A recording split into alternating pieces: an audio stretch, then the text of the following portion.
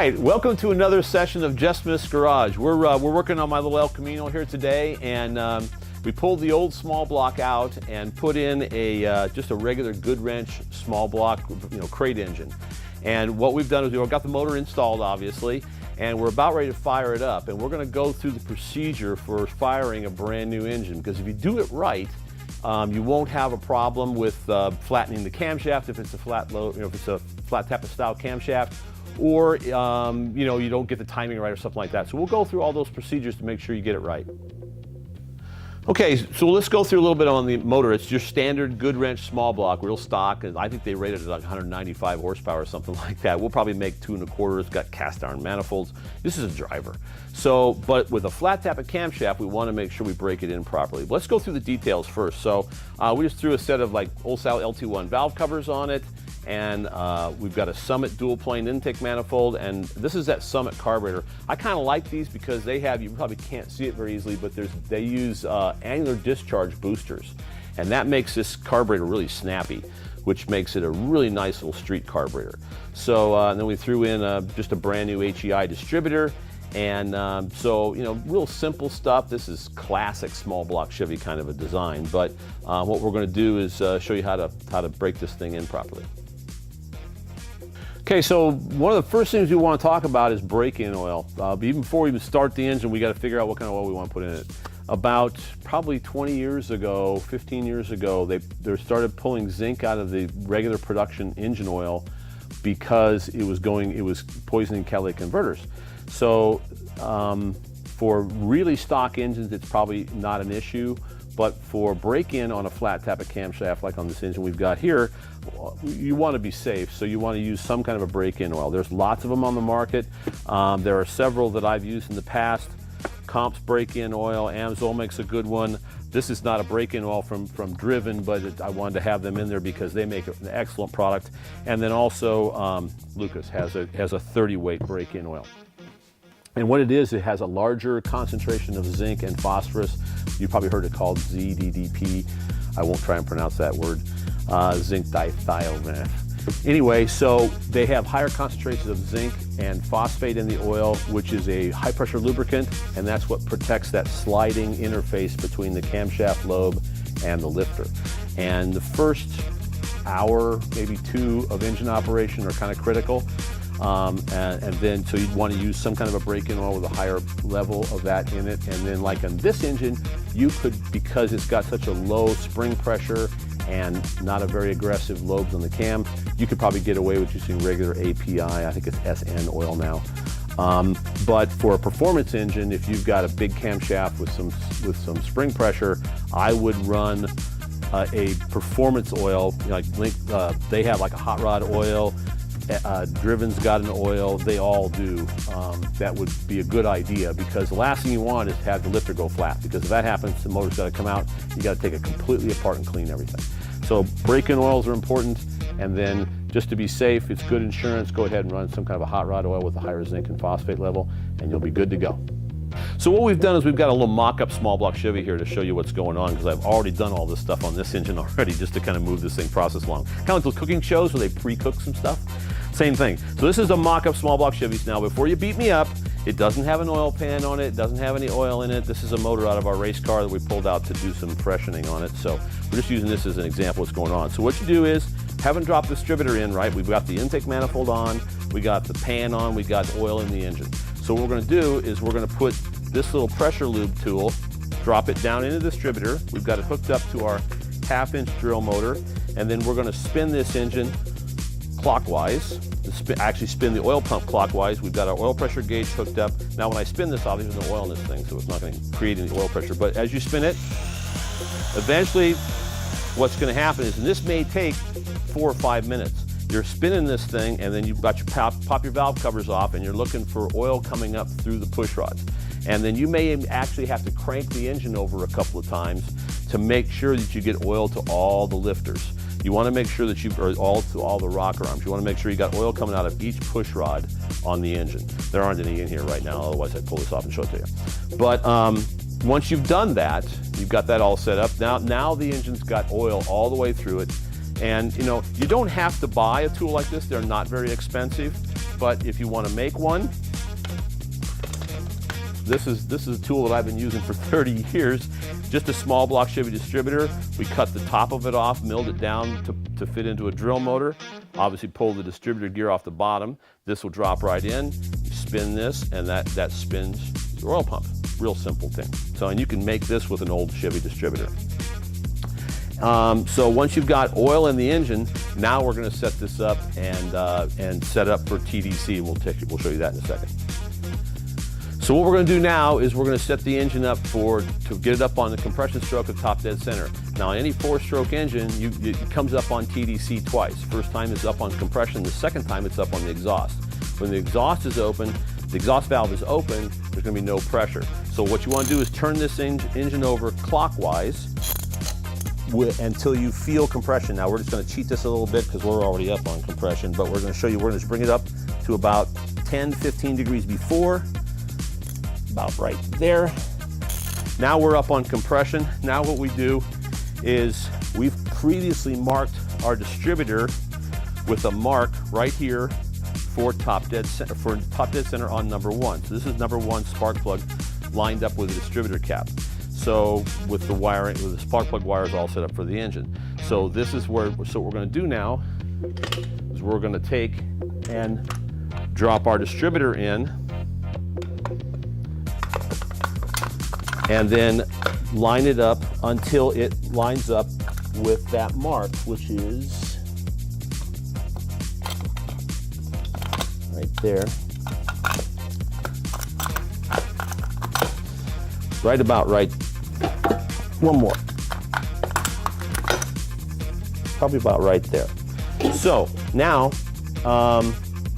we're going to set this up so it lines up with this, with the mark, and then we've got this set at 10 to 12 degrees before top dead center.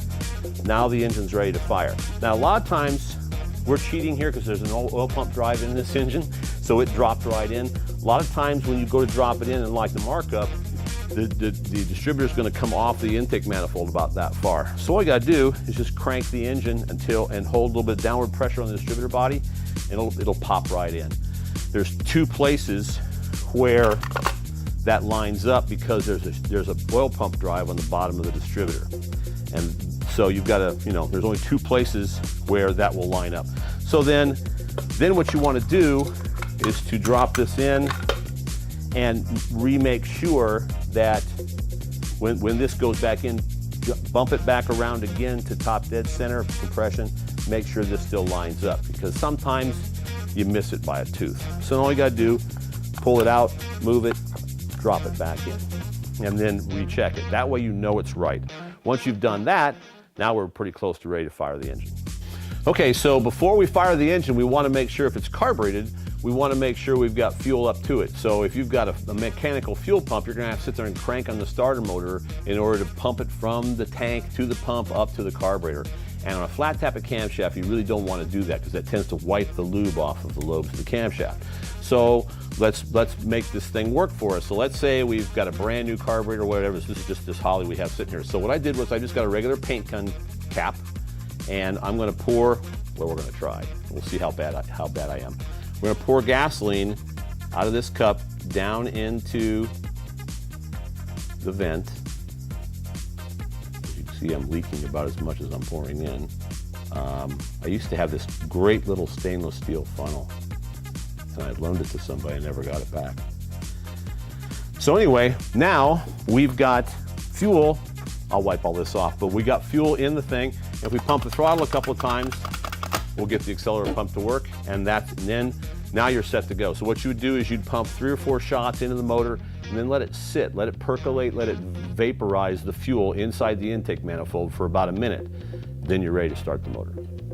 All right, so before we try and start the engine, especially if it's a carbureted engine, let's say it's a dry carburetor, brand new carburetor, whatever it is, we want to make sure we have fuel so this engine will start instantly. We don't want to have to sit there and crank, pull fuel from the tank up through the pump, up to the carburetor, because that wipes the lobes wipes the lube off the lobes of the cam. So we want this thing to fire the moment we turn the key. So what we're going to do is we're just going to pre-fill the carburetor. So and if you've got an electric fuel pump, obviously you don't need to do this because you just turn your electric fuel pump on when you're ready to go. But in this case, because we have a mechanical fuel pump on this engine, we need to pre-fill the carburetor. So I just got a little spray can cap here, and we're going to see how good I am at pouring. Now obviously I'm going down the secondary side. We're doing this image that looks better, but you just pour it right down the vent, and hopefully you get enough fuel in there that we can make the accelerator pump work.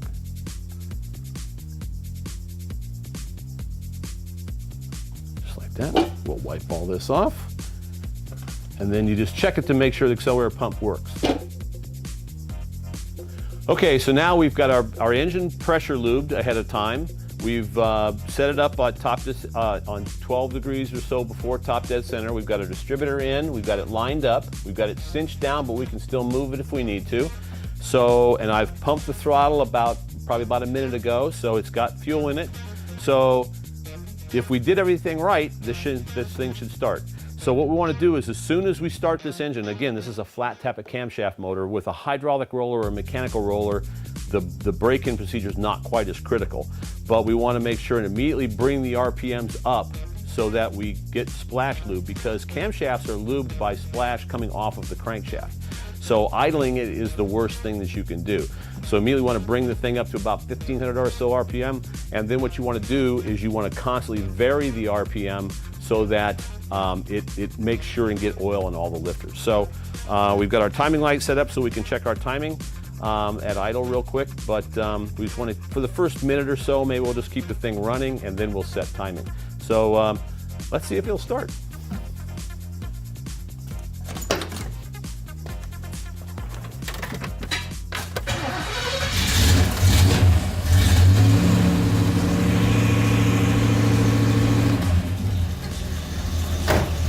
So it fired. We want to immediately get it up on RPM.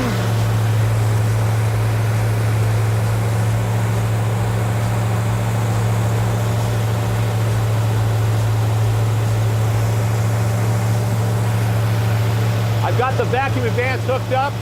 So what will happen is I'm actually reading more timing. It's got about 20, 22 degrees of timing right now. So that's good. Sounds good. Not clattering. I know we have oil pressure. I looked at it when it fired, and we don't see any leaks. You always want to make sure it's not leaking anywhere. If you've got any leaks at all, shut the engine off. So what we'll do is we'll run this for about a minute or so, just to try and get some heat in the motor.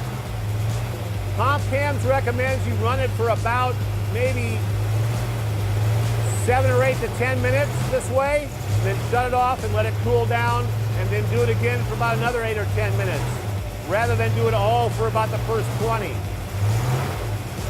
And all we're trying to do is we've also got the garage door open. You want to make sure, because you're running this thing, you don't want to run the car in a closed shop. That's not a good idea. We've got the door open. But what you're doing is you want to make sure you get oil to all the lifters all the time so that they break in properly. Sounds really good.